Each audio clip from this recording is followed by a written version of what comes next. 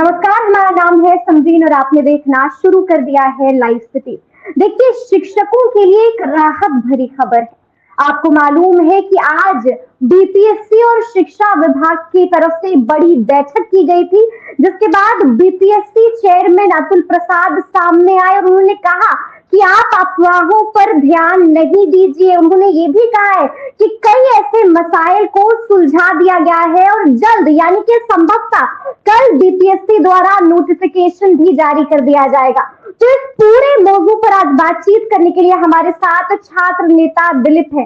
तो दिलीप, सबसे पहले तो बहुत स्वागत है आपका लाइव सिटीज पर। जी बहुत बहुत धन्यवाद। तो ये बताइए दिलीप कि आज अतुल प्रसाद बीपीएससी के चेयरमैन हैं, उन्होंने प्रेस वार्ता की, लोगों को बताया कि अब जो है आपको अफवाहों पर ध्यान नहीं देना है और जल्द से जल्द जो है आपकी सारी परेशानियों का समाधान कर लिया जाएगा। तो क्या लगता है कि अब राहत वाली खबर है, अब खुश हो जाना चाहिए शिक्षक अभ्यर्थियों को? राहत जरूर मिली है क्योंकि ये विज्ञापन 19 मई को ही आना था। 19 मई को ही विज्ञापन आना था। आपको याद होगा 18 मई को हमने प्रेस कॉन्फ्रेंस भी किया था इसी सब मुद्दे को लेकर, शिक्षक बहाली से जुड़े मुद्दे को लेकर, जिसमें हमारा मुद्दा था 6 to 8 के लिए वैकेंसी का, शिक्षकों को ग्रेड पे देना और कैरिंग में स्टूडेंट्स को फॉर्म भरने का मौका देना, और जो भी स्टूडेंट्स की तरफ से आपत्ति जताई गई उन सभी मुद्दों पे, जैसे सब्जेक्ट कॉम्बिनेशन था, भाषा को लेकर, सोशल साइंस को लेकर, इन सभी मुद्दों पे विचार विमर्श के लिए तो बीपीएससी के चेयरमैन साहब अतुल प्रसाद जी जो है उन्होंने सारे मुद्दों को शिक्षा विभाग को अवगत कराया। इन सभी मुद्दों की ये है और शिक्षा विभाग में बैठक चली, बीपीएससी के साथ भी कल बैठक चली और बैठक के बाद बहुत सारे फैसले लिए गए हैं मिल बैठकर, जो कि सकारात्मक भी कहा जा सकता है। तो उसका हम लोग स्वागत करते हैं कि छात्रों के हित में, अभ्यर्थियों के हित में बड़े फैसले लिए गए हैं, इसका हम स्वागत करते हैं। और सबसे ज्यादा हम धन्यवाद देते हैं बीपीएससी के चेयरमैन अतुल प्रसाद सर का कि उन्होंने लोकतांत्रिक तरीका अपनाया और जिन जिन मुद्दों पे अभ्यर्थियों ने, हम लोगों ने आपत्ति जताया, मांग किया, उन सभी मांगों को शिक्षा विभाग को अवगत कराया। क्योंकि बीपीएससी एक भर्ती आयोग है और जो दिशा निर्देश सरकार की तरफ से, शिक्षा विभाग की तरफ से बीपीएससी को भेजा जाएगा, उसी के अनुसार बीपीएससी को भर्ती करना है, विज्ञापन उसी के अनुसार निकालना है। इसलिए बीपीएससी के चेयरमैन साहब ने शिक्षा विभाग को अपनी जो भी हम लोगों की मांग थी उसे अवगत कराया था। तो अब शिक्षा विभाग ने उसमें बहुत सारा सुधार किया, जैसे अपीयरिंग में स्टूडेंट्स को मौका मिलेगा फॉर्म भरने का, जो कि एक अच्छा कदम है। क्योंकि इसमें जो बहाली होनी है अभी, तो बीपीएससी से परीक्षा होगी और बीपीएससी परीक्षा में जो मार्क्स लाएंगे अभ्यर्थी, उस मार्क्स के आधार पे मेरिट बनेगा। इससे पात्रता परीक्षा में आपने कितना मार्क्स लाया, इंटर में, ग्रेजुएशन में कितना मार्क्स लाया, उससे मतलब नहीं रह जाएगा। सिर्फ जो क्वालिफाइंग मार्क्स चाहिए, जो क्वालिफिकेशन चाहिए, अर्हता चाहिए, वो चाहिए। यानी कि जो वैकेंसी इंटर पास चाहिए, इंटर लेवल पे है। देखिए दिलीप, जैसा कि मैंने पहले ही बताया कि नोटिफिकेशन कल आउट होगा, संभवतः कल या परसों में जल्दी से जल्दी नोटिफिकेशन को आउट कर लिया जाएगा। लेकिन आज जो है बीपीएससी चेयरमैन अतुल प्रसाद जी ने बहुत सारी बातें कही है। तो अगर हमारे जो व्यूअर्स यहाँ पर हमें सुन रहे हैं, जो नहीं जानते हैं कि आखिर क्या कुछ हुआ है, क्या कुछ उन्होंने बताया है कि क्या ढांचा तैयार किया जाएगा, किस हिसाब से जो है निर्णय लिया जाएगा, तो हम चाहेंगे कि आप संक्षेप में उन्हें बताइए कि अतुल प्रसाद जी ने क्या कुछ निर्णय लिया है, क्या कुछ उन्होंने बहुत सारी चीजों के बारे में बताया है कि इन चीजों पर जो है जल्द से जल्द इसका समाधान निकाला जाएगा।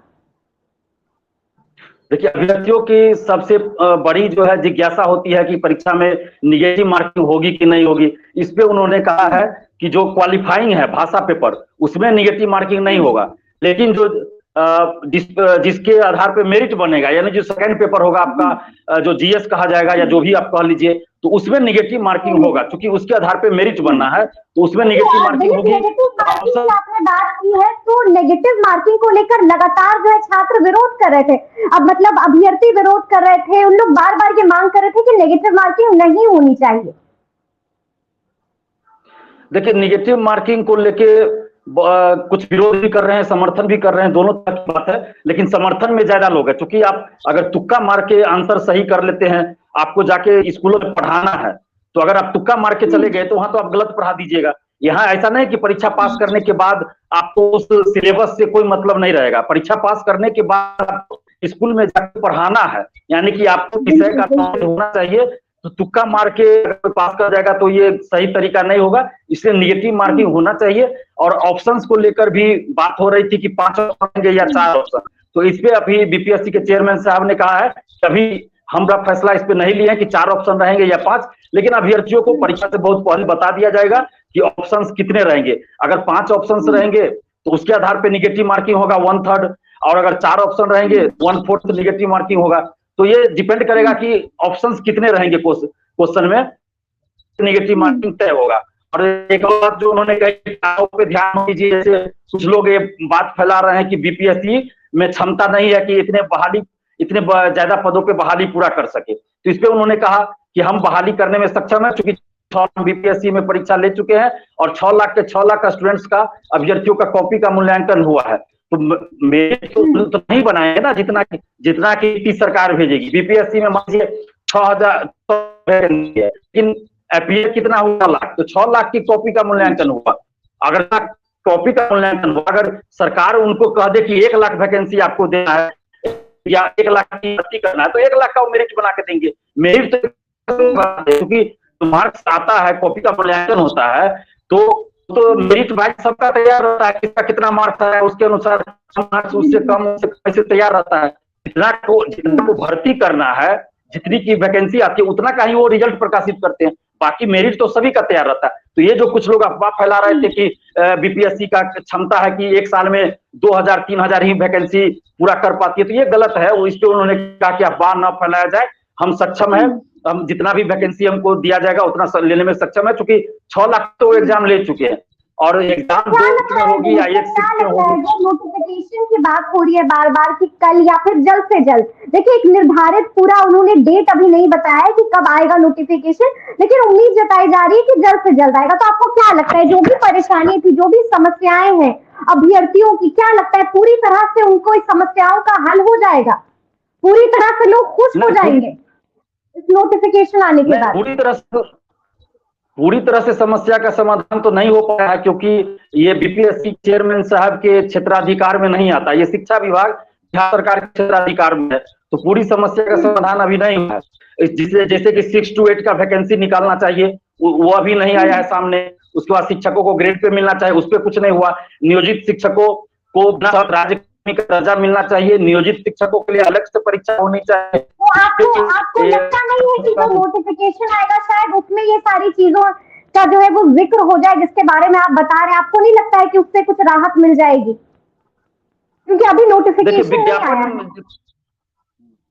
देखिए विज्ञापन में मुझे लगता है सारी चीजों का जिक्र रहेगा इसमें।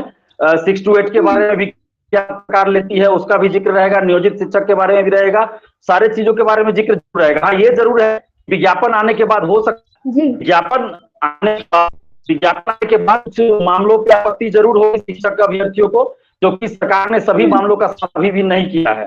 तो कुछ मामलों पे आपत्ति तो जरूर होगी, लेकिन कुछ मामलों पे शिक्षक अभ्यर्थियों को खुशी भी होगी, जिसको सरकार ने माना है, जैसे अपियरिंग में मौका दिया जा रहा है, तो ये बहुत बड़ी खुशी है और इसके लिए धन्यवाद देते हैं सरकार को। अब प्रसाद जी जो बीपीएससी के चेयरमैन सर, उनको भी धन्यवाद देते हैं। के माध्यम से हम अभी मांग कर रहे हैं कि 6 to 8 ये वैकेंसी निकाली जाए और शिक्षकों को ग्रेड पे दिया जाए।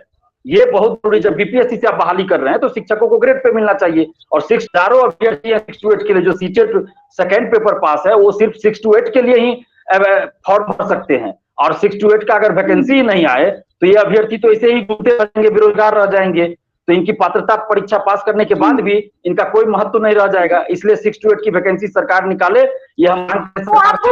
और नियोजित शिक्षकों के बारे में दिलीप, आपको क्या लगता है जिस चीजों का आप जिक्र कर रहे हैं कि अगर नहीं मेंशन किया जाता है नोटिफिकेशन में, तो क्या लगता है कि फिर से एक बार शिक्षक अभ्यर्थी नाराज हो जाएंगे? फिर से एक बार क्या हम शिक्षकों और सरकार के बीच में वो तकरार देखेंगे जो हम लगातार तकरार देख रहे हैं? हम देख रहे हैं कि दोनों मतलब किस तरह से शिक्षक जो है वो आक्रामक हो गए, अपना गुस्सा दिखा रहे हैं सरकार पर। क्या लगता है वापस से वही सिनारियो वापस आ जाएगा? देखिए बिल्कुल फिर से टकराव देखने को मिलेगा, क्योंकि सरकार ने सभी समस्याओं का समाधान नहीं किया है। शिक्षा विभाग ने अभी भी बहुत सारे मुद्दों को छोड़ दिया है। तो शिक्षक अभ्यर्थियों, नियोजित शिक्षकों और सरकार के बीच, शिक्षा विभाग के बीच टकराव अभी लंबा चलेगा, अभी यह टकराव समाप्त होने वाला नहीं है। तो क्या लगता है कि नीतीश तेजस्वी क्या कमी रह रही है? क्योंकि हम लगातार देख रहे हैं कि लोगों में गुस्सा है, शिक्षकों में, अभ्यर्थियों में नाराजगी है। क्या लगता है क्यों नहीं सुन रहे हैं नीतीश तेजस्वी की सरकार? ये वही तेजस्वी यादव है जो लगातार जो है युवाओं की बात कर रहे थे। क्या लग रहा है, क्यों अब सब जब सत्ता में आ गए हैं तो इन्हें नजरअंदाज क्यों कर रहे हैं? देखिए, ये बड़े दुख की बात है ना कि जब विपक्ष में लोग रहते हैं तो लंबी लंबी बातें करते हैं, लेकिन जब सरकार में आ जाते हैं तो फिर उन्हीं चीजों से वो पीछे हट जाते हैं, ठीक उसके उल्टा हो जाते हैं।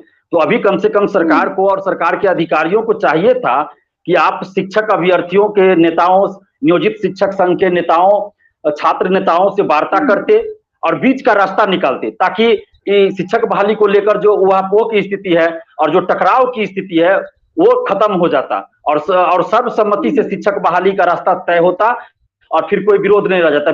बीपीएससी क्या आती है बिहार में, कहाँ कोई टकराव होता है, कहाँ कोई, लेकिन शिक्षक बहाली में इतना विरोध क्यों हो रहा है? क्योंकि सरकार ने गलत किया है। एसटीईटी 2019 में उन्होंने कहा था कि ये पात्रता परीक्षा नहीं बल्कि कॉम्पिटिटिव नेचर का है, उतना ही रिजल्ट देंगे जितना सीट खाली है और सबकी नौकरी पक्की। और उसके बाद फिर कहा मेरिट नॉट इन मेरिट, आप बोल रहे हैं कि अलग से फिर से परीक्षा लेंगे बीपीएससी से। तो इसलिए टकराव की स्थिति पैदा हो गई, क्योंकि सरकार ने गलती किया है, बार बार सरकार ने गलती किया। 2 साल से ये लोग आंदोलन कर रहे थे एसटीईटी 2019 वाले। नोटिफिकेशन में भी अगर नोटिफिकेशन आने के बाद भी राहत नहीं मिलती है शिक्षकों को, तो क्या लगता है फिर से एक बार आंदोलन होगा, फिर से एक बार शिक्षक अभ्यर्थी जो है वो सड़कों पर आ जाएंगे? देखिए, अभी शिक्षक अभ्यर्थी और नियोजित शिक्षक और सरकार के बीच ये टकराव अभी चलेगा। आपको आंदोलन देखने को आगे मिलेगा निश्चित रूप से, चाहे उसका स्वरूप जो भी हो, लेकिन विरोध जरूर होगा, चाहे मीडिया के माध्यम से हो, सड़क पे हो, सदन में हो। एक सवाल जो मेरे जहन में आपसे बात करते हुए आया कि देखिए, हमने आदेश की बात की तो सरकार, हमने आंदोलन की भी बात की तो मतलब सरकार ने भी अपना पक्ष क्लियर कर दिया है, साफ कहा है कि जो भी आंदोलन करेगा उसके खिलाफ हम कड़ा एक्शन लेंगे, बड़ी कार्रवाई की जाएगी। देखिए, आप भी आंदोलन में रहे हैं दिलीप, तो क्या डर नहीं लगता है इस तरह के आदेश से कि अगर हम आज आंदोलन में रहते हैं, सरकार कार्रवाई कर देती है तो कल को मेरा करियर खराब हो जाएगा, बर्बाद हो जाएगा, तो क्या डर नहीं लगता है इस तरह के आदेश से? देखिए, सबसे पहले तो मैं बता दूं कि लोकतांत्रिक ढंग से शांतिपूर्वक आंदोलन करना हमारा संवैधानिक अधिकार है, मौलिक अधिकार है, और कोई भी सरकार हमसे यह अधिकार नहीं छीन सकती। अगर हम हिंसा करेंगे, तोड़फोड़ करेंगे, तब हम गलत करेंगे, लेकिन अगर शांतिपूर्वक लोकतांत्रिक ढंग से आंदोलन करते हैं तो ये हमारा मौलिक अधिकार है और इससे ये अधिकार हमसे कोई नहीं छीन सकता। और जो सरकार आज ये नोटिस जारी की है कुछ दिन पहले कि अगर आंदोलन करेंगे तो ये करेंगे, वो करेंगे, कार्रवाई करेंगे, तो क्या, तो अभी जो संसद भवन का उद्घाटन हुआ है, तो जो सांसद संसद भवन के उद्घाटन का विरोध कर रहे थे, सांसद रहते हुए संसद भवन के उद्घाटन का विरोध कर रहे थे, तो क्या उन पे कार्रवाई होनी चाहिए, उनकी सदस्यता रद्द होनी चाहिए?